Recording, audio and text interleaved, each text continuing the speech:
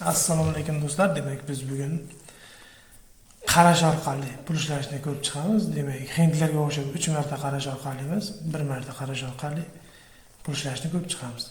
Demak, buning uchun bizga mana bu sayt kerak bo'ladi. Bu saytda demak silkasi opsiyasida bo'ladi. Bemalol kirishingiz mumkin. Agar ro'yxatdan o'tishni bilmasanglar, tepada ro'yxatdan o'tish bo'yicha instruksiya chiqadi. Demak, oldingi videomiz kelib chiqadi. O'sha video orqali ro'yxatdan o'tib olishingiz mumkin. Biz bu yerga hozir ma'lumotlarimizni kiritamiz. Pochta, parolni kiritib, demak saytga kirib olamiz. Saytga kirishdan oldin mana shunaqa ya'ni robot degan tugma chiqadi. Eng yomon ko'rgan kapchalarimdan bittasi. Demak, bu qayta teriladigan kapcha. Shu kapchani terib, robot emasligimizni tasdiqlaymiz va saytga kirib olamiz.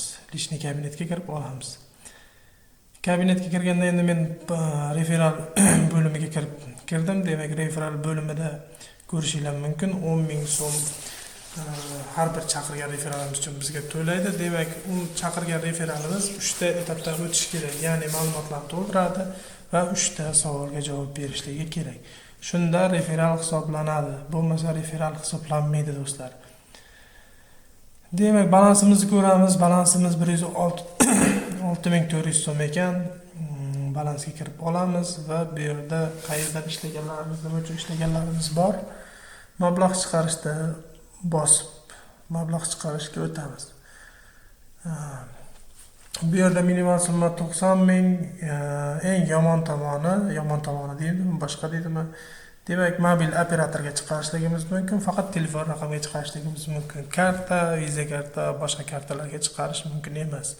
Hattoki kriptovalyutada ham chiqarib bo'lmaydi do'stlar. Faqat telefon raqamiga chiqarsa bo'ladi. Demak, bu yerda ko'rishligimiz mumkin telefon raqam. Mobil operatorni so'rayapti, biz ma'lumotlarni kiritdik va yubordik va bizga pochtamizga tasdiqlash haqida ma'lumot yuborildi. Pochtaga yuborilgan ma'lumotni ko'rishingiz mumkin. Xohlasangiz bekor qilishligingiz mumkin agar kimdandir boshqa birovlar kirib yechmoqchi bo'lsa. Demak, pochtaga kirib olamiz. Bu yerda bizda shaxsiy ma'lumotlarimiz chiqib kelishligi mumkin.